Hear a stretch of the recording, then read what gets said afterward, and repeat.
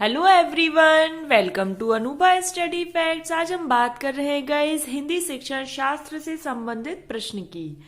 तो आज का सेशन हम शुरू करते हैं और ये जो सेशन है वो आपको सी टेट और एमपी टेट दोनों में ही इक्वली हेल्प करेगा।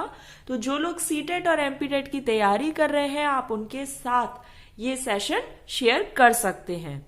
तो चलिए आज का पहला प्रश्न शुरू करते हैं। भाषा अर्जन और भाषा अधिगम में अंतर का आधार नहीं है।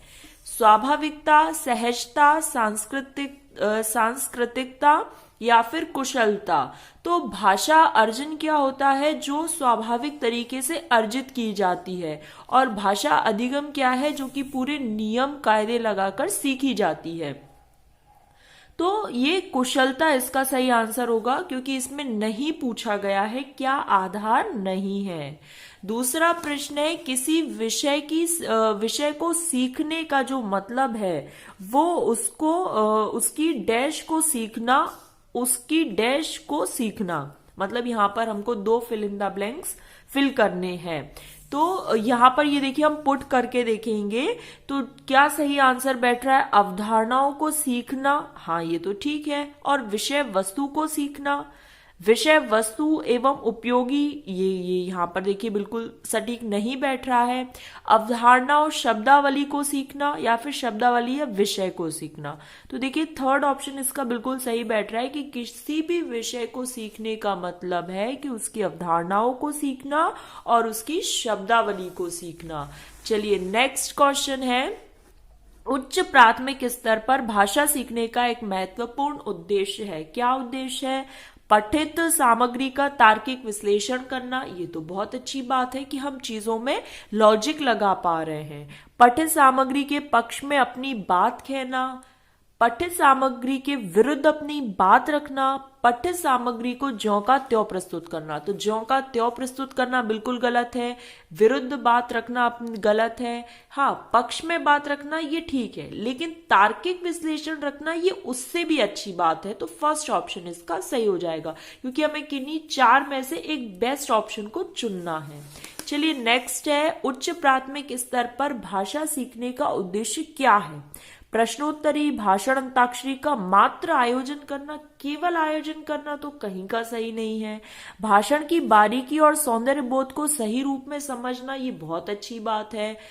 फिर है दूसरों के अनुभवों से जुड़कर सवालों के जवाब देना। दूसरों के अनुभव से नहीं, अपने अनुभव जो आपने प्राप्त किए हैं वो बहुत इंपॉर्टेंट होता है। फिर है निजी अनुभवों को केवल लिखकर अभिव्यक्त करना।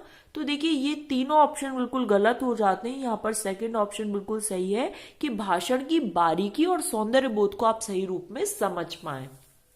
नेक्स्ट है, भाषा हमें डैश व डैश की खोजी दुनिया में ले जाती है। तो किसकी? समाज व कल्पना की, कल्पना व विज्ञान की, ज्ञान कल्पना की और ज्ञान समाज की। तो ज्ञान कल्पना इसका बहुत सटीक आंसर बैठ रहा है कि भाषा हमें ज्ञान व कल्पना की अनखोजी दुनिया में ले जाती है।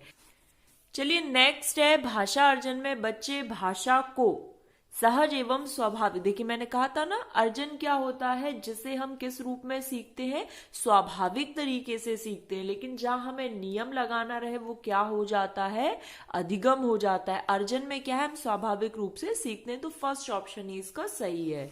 चलिए नेक्स्ट है, भाषा हमारे और हमारी डैश को व्यवस्थित करती है। विचार प्रक्रिया, व्याकरणिक चेतना, सामाजिक व्यवहार और खेल क्रिया। तो हमारी विचार प्रक्रिया, सोचने समझने की, ये सब काहे से आता है? लैंग्वेज, भाषा से ही तो आता है ना। तो फर्स्ट ऑप्शन बिल्कुल सही हो जाएगा। नेक्स्ट है, उच्च प्राथमिक स्तर पर भाषा सीखने को प्रभावित करता है।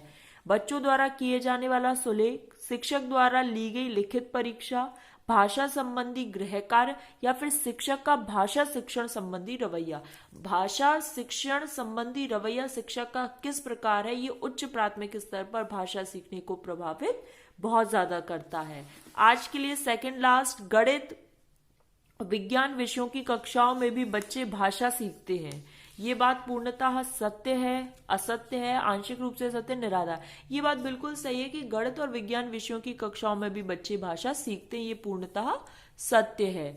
चलिए आज के लिए लास्ट है, बच्चे भाषा तब बेहतर तरीके से सीखते हैं जब अनेक पाठ्य पुस्तकें हों। ऐसा जरूरी नहीं। भाषा का समृद्ध परिवेश, परिवेश बहुत जरूरी है, सराउंडिंग्स एनवायरमेंट होना बहुत जरूरी होता है। सरल साहित्य का चयन हो या फिर परीक्षाओं का आयोजन हो, तो सेकंड ऑप्शन बिल्कुल सही होगा, समृद्ध परिवेश। तो गाइज जैसा कि मैंने आपको बताया था कि हम कोशिश करेंगे कि 5 मिनट में ही हमारे 10 क्वेश्चन कंप्लीट हो जाया करें। तो एक छोटी सी कोशिश है कि कम टाइम में आपको यहाँ पर 10 क्वेश्चंस देखने को मिले। नेक्स्ट सेशन हम जो लेकर आ रहे हैं, इसका जो थोड़ा सा टाइम है वो हम लोगों ने चेंज किया है, वो मैं आपको टेलीग्राम पर शेयर कर दूंगी। ये सीटेट और एमपीटेट के लिए बहुत ज्यादा हेल्पफुल है। आपको सेशन पसंद आए तो लाइक करना, शेयर कर देना। और शेयर इसलिए मैं ज्यादा से ज्यादा बोलती हूँ कि जो लोग सीटेट एमपीटेट की तैयारी कर रहे हैं उन तक ये सेशन पहुंच जाए। चलिए नेक्स्ट सेशन में मिलेंगे। Thanks for watching this video.